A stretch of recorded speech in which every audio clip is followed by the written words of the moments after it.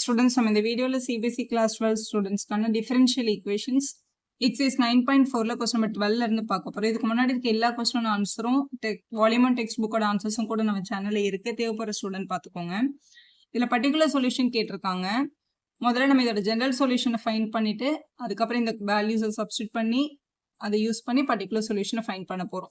முதல்ல particular solution கண்டுபிடிக்கிறது, general solution find பண்ணும்போது எக்ஸ் அண்ட் ஒய் எல்லாம் தனித்தனியாக பிரிக்க முடியுதான்னு பார்க்கணும். இந்த மாதிரி அடிஷன்ல இருக்கும்போது ஸ்பிளிட் அப் நடக்காது, ஸ்பிளிட் பண்ண முடியாது நம்மளால. அப்போ இதை என்ன பண்றதுன்னா, முதல்ல இதை ஹோமோஜீனியஸ்னு ப்ரூவ் பண்ணிட்டு சப்ஸ்டியூஷன் பேட்டர்ன்ல உங்களுக்கு ஈஸியா பண்ண முடியும். நம்ம இப்போ பாருங்களேன், ஒய் இங்க வச்சுட்டு இந்த பிளஸ் டேர்ம் அப்படியே அந்த பக்கம் எடுத்துட்டு போனீங்கன்னா மைனஸ்ல போயிடும். இப்போ x square dy is equal to minus of xy plus y square dx அப்படின்னு கிடைச்சிடும். dy by dx is equal to இந்த dx இங்க எடுத்துட்டு வந்துட்டீங்கன்னா இங்க மல்டிப்ளை இருக்க x ஸ்கொயர் அங்க போனா என்ன ஆகும், டிவைட் ஆயிடும். இப்போ minus of xy plus y square டினாமினேட்டர்ல ஒரு x ஸ்கொயர் இருக்கு. f of x, y வந்து நம்மளோட இந்த dy by dx தான். இது ஹோமோஜீனியஸானு ப்ரூவ் பண்றதுக்கு f of lambda x, lambda y substitute பண்ணுங்க. எங்கெல்லாம் x வருதோ அங்கெல்லாம் lambda x, எங்கெல்லாம் y வருதோ அங்கெல்லாம் lambda y. முதல்ல x into y இருக்கலாம், அந்த இடத்துல lambda x lambda y வரும். மைனஸ் yக்கு பதிலாக lambda y ஸ்கொயர், டினாமினேட்டர்ல lambda x ஸ்கொயர் இப்படி எழுதிக்கலாம். இப்போ நியூமரேட்டர்ல உள்ள வந்து ஸ்கொயர் பண்ணிக்கும் போது மைனஸ் அப்படியே இருக்கும். இதை மல்டிபிள் பண்ணா lambda ஸ்கொயர் xy, இங்க உள்ள ஸ்கொயரை கொண்டு வரும்போது lambda ஸ்கொயர் y ஸ்கொயர் வரும். இங்க டினாமினேட்டர்லயே ஸ்கொயர் உள்ள கொண்டு வரும்போது lambda ஸ்கொயர் x ஸ்கொயர்னு வந்துருக்கும். which is equal to இவங்க ரெண்டு பேருக்கிட்டே lambda ஸ்கொயர் காமனா இருக்கா, வெளில எடுத்துருங்க. வேற எதையும் வெளியே எடுக்க வேண்டாம். ஏன்னா அப்படியே நம்ம அதை வந்து f of xyன்னு ப்ரூஃப் தான் எழுத போறோம். இந்த வெளியே இருக்க மைனஸ் அங்கேயே தான் இருக்கு. xy மைனஸ் y ஸ்கொயர் இருக்கும். டினாமினேட்டர்ல lambda ஸ்கொயர் x ஸ்கொயர் இருக்கு. இந்த lambda ஸ்கொயரையும் கனெக்ட் பண்ணும்போது அது என்ன ஆயிடும்னா lambda பவர் 0ன்னு வந்துடும். f of lambda x lambda y நான் சப்ஸ்டிட் பண்ணி பார்க்கும்போது லாம்டா நாட்னு வந்துடுது. ஏன்னா இது ரெண்டு கட் ஆயிடுது. அப்போ லாம்டா பவர் 0 ஆயிடுச்சுன்னு அர்த்தம். இந்த மைனஸும் இந்த xy minus y square by x square இந்த டேர்ம் வந்து அப்படியே பார்க்க நம்மளோட f of x, y மாதிரி இருக்கு பாருங்க. அப்போ இது வந்து சேமா அதே கண்டிஷனை திருப்பி கொண்டு வரதுனால இது வந்து ஒரு ஹோமோஜீனியஸ் ஃபங்க்ஷன் எழுதிக்கலாம். ஸோ இந்த லாம்டா பவர்ல என்ன வருதோ அதான் நம்ம அதோட டிகிரி அப்படின்னு சொல்லுவோம்.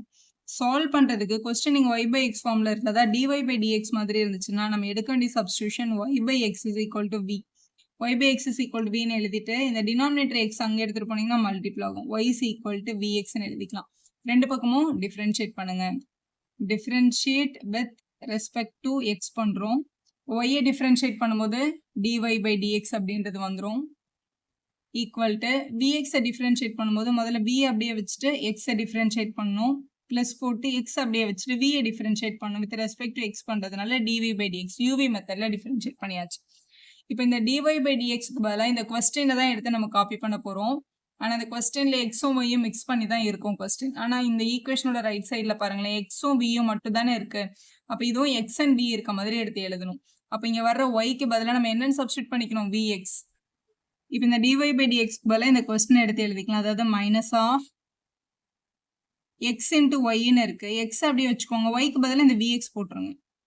பிளஸ் y ஸ்கொயர்னா vx ஸ்கொயர் அப்படின்னு வந்துடும். டினாமினேட்டர்ல x ஸ்கொயர் இருக்கு. ஈக்குவேஷன் இந்த பக்கம் v and x இருக்கிறதுனால இவங்களே in terms of v and xல எழுதியாச்சு. x அப்படியே வச்சுட்டு y வர இடத்துல மட்டும் vxன்னு போட்டோம்.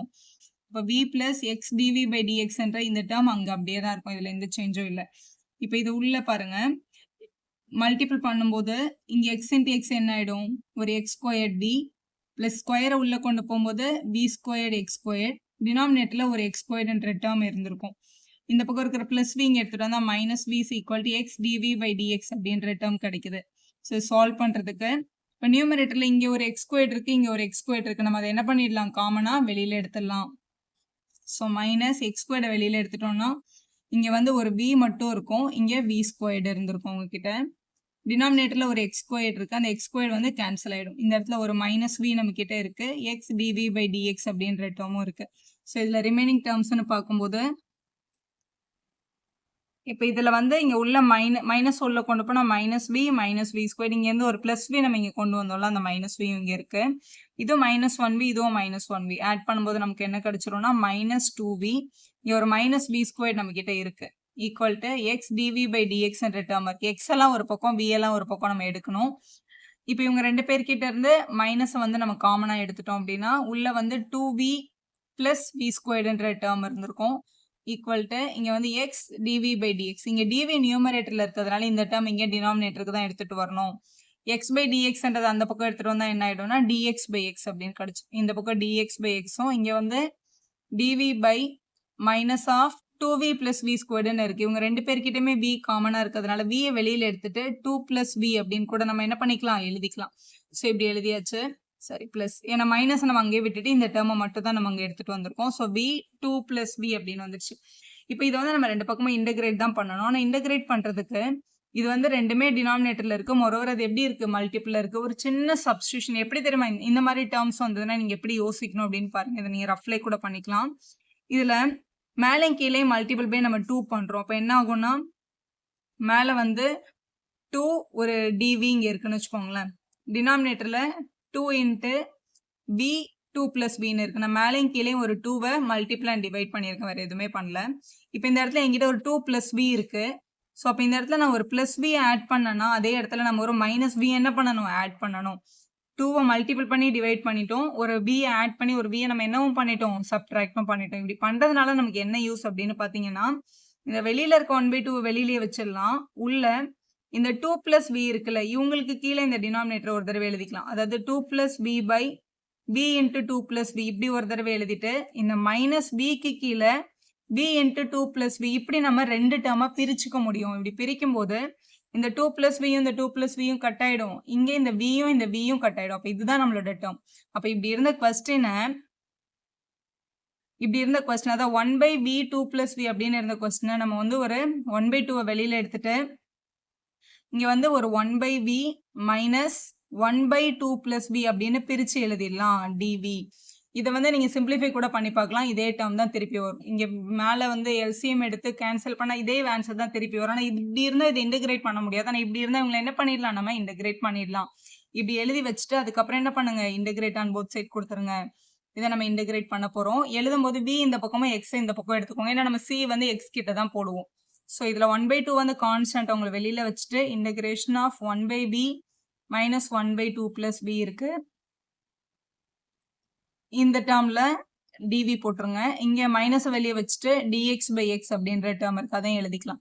ஸோ இது 1/2 வெளியில் இருக்கு. 1/v இன்டகிரேட் பண்ணும்போது நமக்கு என்ன கிடைக்கும் லாக் வி கிடைக்கும். மைனஸ் இதுவும் 1/v பேட்டர்ன் 1/x பேட்டர்னில் தான் இருக்குது. ஸோ இன்டகிரேட் பண்ணால் லாக் ஆஃப் 2 பிளஸ் வி அப்படின்ற டேர்ம் கிடச்சிருக்கும். ஸோ ஈக்குவல்டுக்கு அந்த பக்கம் மைனஸ் லாக் எக்ஸ் வருது. ஸோ சி போடணும், எல்லாமே லாகில் இருக்கிறதுனால நம்ம லாக் சி அப்படின்றத எழுதிக்கலாம். ஸோ எழுதியாச்சு.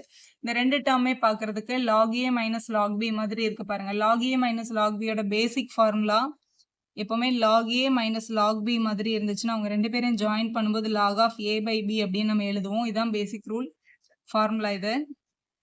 ஸோ இதில் ஹாஃப் அப்படியே வச்சுட்டு log of v by 2 plus v அப்படின்னு எழுதிக்கலாம். இங்கே அதே மாதிரி லாக் ஆஃப் இதுவும் இதில் வந்து இதுதான் ப்ளஸில் இருக்குது, இது மைனஸில் இருக்குது. எப்போவுமே ப்ளஸில் இருக்க டேர்ம் தான் நியூமரேட்டர்லேயும் மைனஸில் இருக்க டேர்ம் தான் டினாமினேட்டர்லேயும் வரும். ஸோ அப்படி வரும்போது இதுதான் ப்ளஸ் சி மேலேயும் எக்ஸ் வந்து கீழேயும் கிடச்சிருக்கும். இப்படி எழுதிடலாம் நம்ம. இப்போ இதை சிம்பிளிஃபை தான் பண்ணோம். ரெண்டு பக்கமும் லாக் ஃபார்ம் இருக்குது, ஆனால் டேரெக்டாக கேன்சல் பண்ண முடியாது. நீங்கள் ஒரு 1/2 இருக்கிறதுனால இந்த டினாமினேட்டரில் இருக்க 2 அங்கே எடுத்துகிட்டு போனால் இங்கே என்ன ஆகிடும் மல்டிப்ளை ஆகிடும். எப்போவுமே லாகில் முன்னாடி ஒரு டேர்ம் இருந்தால் அது இதோட பவரில் எழுதிக்கலாம். இப்போ லாக் ஆஃப் இது வந்து v பை 2 பிளஸ் வி அப்படின்னு இருக்குது. இது வந்து log of c by x whole ஸ்கொயர்னு எழுதிட்டோம்னா இந்த லாக் என்ன பண்ணிக்கலாம் நம்ம ரிமூவ் பண்ணிக்கலாம். அதாவது take exponential and both side போட்டு லாகை ரிமூவ் பண்ணுவாங்க. நீங்கள் இப்படி கேன்சல் பண்ணி காட்ட வேணாம், மைண்ட்லேயே அதை கேன்சல் பண்ணிட்டு தான் எடுத்துக்கோங்க. இப்போ இங்கே v பை 2 பிளஸ் வின்ற டேர்ம் மட்டும் இருக்கும். இங்கே c by x whole square இருக்கும். இப்போ வந்து ஜென்ரல் சொல்யூஷன் ரீச் ஆக போகிறோம். நம்ம வின்றது வந்து நம்ம கொஸ்டினில் கிவன் கிடையாது, நம்ம தான் அதை எடுத்தோம் இல்லையா. வின்றது யார் y by x, y by எக்ஸை தான் நம்ம வின்னு எடுத்துருந்தோம். அப்போ எங்கெல்லாம் வி வருதோ அங்கெல்லாம் ஒய் பை எக்ஸ்ன்னு போட்டுருங்க. Y by x by 2 plus y by எக்ஸ்ன்னு எழுதிடலாம். இந்த பக்கம் c by x whole square நம்மக்கிட்ட இருக்குது. இதை வந்து எல்சிஎம் எடுத்துக்கலாம். இங்கே வந்து பை எக்ஸ்ன்னு போட்டிங்கன்னா நியூமரேட்டரில் ஒய் பை எக்ஸ் இருக்குது, டினாமினேட்டரில் 2 பிளஸ் ஒய் பை எக்ஸ் இருக்கும். இந்த பக்கம் c by x the whole ஸ்கொயர்டுன்னு நம்மக்கிட்ட இருக்குது. இங்கே வந்து எல்சிஎம் எடுத்துக்கலாம். So y by x multiple by டினாமினேட்டரில் இருக்க ஃப்ராக்ஷன் மேலே வரும்போது ரெசிப்ரோக்கல் ஆகும். எல்சிஎம் எடுக்கும்போது 2x plus y by X அப்படின்னு வந்திருக்கும். அப்போ X by 2x plus Y அப்படின்னு எழுதிட்டு இந்த எக்ஸை நம்ம என்ன பண்ணிக்கலாம் கேன்சல் பண்ணிக்கலாம். அப்போ c by x the whole square. So இதான் நம்மளோட ஜெனரல் சொல்யூஷன். அதாவது y by 2x plus y equal to c by x the whole squareன்னு எழுதிடலாம். இதான் நம்மளோட ஜெனரல் சொல்யூஷன். இப்போ இதுல பர்டிகுலர் சொல்யூஷனை கண்டுபிடிக்கிறதுக்கு கேள்வியில் என்ன கொடுத்திருந்தாங்க? x is equal to 1, y is equal to 1. x-உம் 1, y-யும் 1ன்னு எடுத்துக்க சொல்லியிருந்தாங்க. ஸோ இங்க சப்ஸ்டிட் பண்ணிடலாம். இதுல y-க்கு பதிலா 1, x-க்கு பதிலா 1 போட்டா 2 into 1 1, இங்க பிளஸ் 1 இருக்கு. அப்ப 2 plus 1ன்னு எழுதிடலாம். இங்க c by 1 the whole square. அப்ப இது 1 by 3 அப்படின்னு கிடைக்குது. இதுதான் நம்மளோட c ஸ்கொயரோட வேல்யூ. c ஸ்கொயர் அப்படியே இருக்கட்டும். ஏன்னா இதுதான் நம்மளோட ஜெனரல் சொல்யூஷன். இந்த சொல்யூஷன்ல தான் இந்த c ஸ்கொயருக்கு பதிலா இந்த 1 by 3 நம்ம சப்ஸ்டிட் பண்ணோம். இந்த ஸ்கொயரை வந்து ரெண்டு பேருக்கும் எடுத்துட்டு c ஸ்கொயருக்கு பதிலா இந்த 1 by 3 சப்ஸ்டிட் பண்ணிட்டீங்கன்னா அதுதான் உங்களோட பர்டிகுலர் சொல்யூஷன். ஸோ இந்த ஜெனரல் சொல்யூஷன்ல இந்த c ஸ்கொயருக்கு பதிலாக மட்டும் 1 by 3ன்னு போட போகிறோம். இங்கே ஸ்கொயர் வந்து c-க்கும் இருக்கு, x-க்கும் இருக்கு. ஆக்சுவலாக அந்த 1 by x ஸ்கொயர் அங்கேயே தான் இருக்குன்னு வச்சுக்கோங்களேன். இந்த c ஸ்கொயருக்கு பதிலாக ஒரு 1 by 3ன்றதை நம்ம எழுதிக்கலாம். இப்படி கிராஸ் மல்டிபிள் பண்ணிட்டோம் அப்படின்னா 3x ஸ்கொயர் அந்த பக்கம் போயிடும். அப்போ 3x ஸ்கொயர் இங்கே ஒரு y இருக்கு. இங்கே 1 1s are 1 தான். இந்த 2x plus y அந்த பக்கம் எடுத்துட்டு போயிடலாம். 2x plus y. ஸோ இதான் நம்மளோட particular solution. that 2x plus y is equal to 3 times x squared into y அப்படின்னு எழுதிட்டீங்கன்னா அதுதான் உங்களோட பர்டிகுலர் சொல்யூஷன். வீடியோ யூஸ்ஃபுல்லாக இருந்தால் ஒரு லைக் போடுங்க, உங்கள் ஃப்ரெண்ட்ஸ்க்கும் ஷேர் பண்ணுங்க. Subscriber channel for more videos.